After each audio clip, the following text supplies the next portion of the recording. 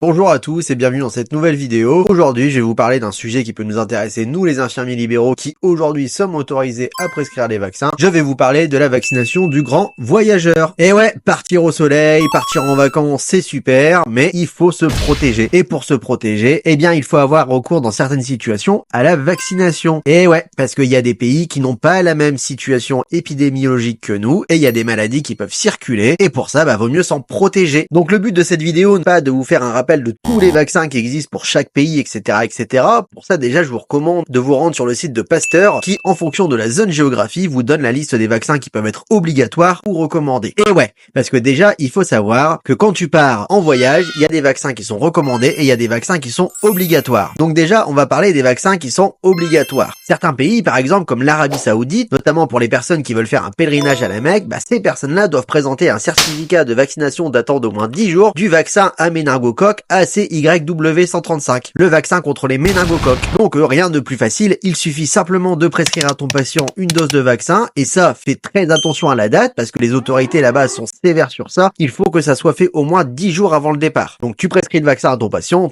vient te voir, et tu le vaccines. Mais attention, il y a une petite subtilité, et ouais, et ça va concerner la quasi-totalité des vaccinations du grand voyageur. Si ces personnes-là ont les moyens de voyager, elles ont les moyens de payer leur vaccin. Et c'est là où la ruse est finaude, c'est que si les personnes payent leur vaccin à la pharmacie, ça veut dire qu'on est dans un cadre qui sort du remboursement de la CPAM. Donc ces personnes, elles devront également payer l'acte d'injection. Et ça, fais attention, parce que tu pourrais avoir des indus et ça serait dommage. Donc si la personne décide de voyager et qu'elle a un vaccin obligatoire à faire pour se rendre dans tel ou tel pays, eh bien elle devra payer le vaccin en pharmacie et payer l'acte de vaccination. Voilà. Mais ça ne s'arrête pas là, tu as des vaccins également qui sont recommandés. Quand tu regardes sur le site de Pasteur, un autre vaccin que tu retrouves régulièrement dans les vaccinations qui sont recommandées, c'est le vaccin contre l'hépatite A. Par exemple, si tu te rends dans certaines zones d'Asie, tu verras que le vaccin contre l'hépatite A est fortement conseillé. C'est normal, le vaccin de l'hépatite A, c'est un vaccin qui peut être lié au péril fécal, qui peut se transporter dans de l'eau souillée ou dans de l'eau qui n'est pas traitée. Et dans certains pays d'Asie ou dans certains pays un peu plus pauvres, effectivement, le traitement des eaux, c'est pas le même qu'en France. Donc pour les protéger, rien de plus simple, tu leur prescris une dose de vaccin contre l'hépatite A. Alors aujourd'hui, il existe 2 vaccins contre l'hépatite A. Tu vas retrouver la Vaxim ou le Avrix. Et en fonction de l'âge du patient,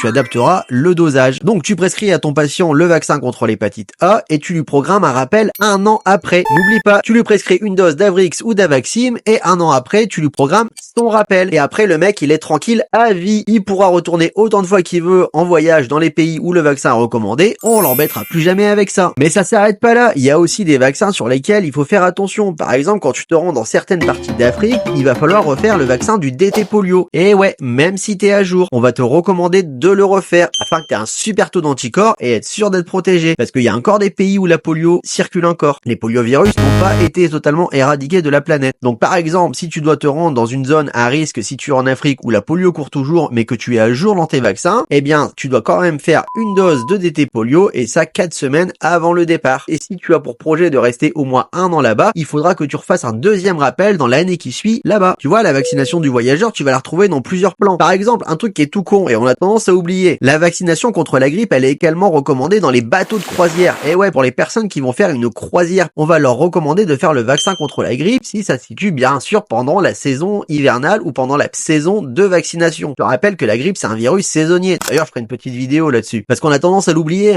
Mais les bateaux de croisière, ce sont des véritables nids à microbes et à virus. Avec le système de climatisation, le fait d'être dans un espace confiné, les maladies virales, comme la grippe par exemple, peuvent circuler très vite. Pour la petite anecdote, une fois il y a eu une croisière qui s'est passée, il y a eu une épidémie de gastro dans ce bateau, on a surnommé cette croisière les dents de la merde. Tout le monde avait chopé la gastro, du capitaine aux touristes, tout le monde était malade, il paraît que c'était un véritable enfer. Les types se ruaient sur les chiottes étaient pétées, enfin bref, je te laisse imaginer, c'était pas beau du tout. Quoi, tout ça pour te dire que à chaque fois qu'un patient va partir dans un pays, il va avoir des vaccins obligatoires ou des vaccins recommandés. Je t'invite à regarder sur le site de l'Institut Pasteur en fonction de la zone que ton patient va visiter, quel ou quel vaccin doit être fait. Il y a des pays qui demandent le vaccin contre la fièvre jaune. Par contre, toi, en tant qu'infirmier, ce vaccin-là, tu pourras pas le prescrire. Même en France, si tu vas en Guyane, tu devras faire le vaccin contre la fièvre fièvre jaune. Et pour ça, il faudra te rendre dans un centre de vaccination agréé. Et ouais, ça se fait pas en ville. Et c'est pareil, je te rappelle qu'en tant qu'infirmier, on a un rôle de prévention. Donc si ton patient se rend dans une zone endémique de telle ou telle maladie, bah moi je t'invite toujours à te renseigner sur la maladie et surtout à te renseigner sur les gestes d'usage et de précaution pour éviter d'attraper cette même maladie. Voilà, n'hésite pas à t'abonner à ma chaîne et on se voit bientôt pour une nouvelle vidéo. Allez, salut!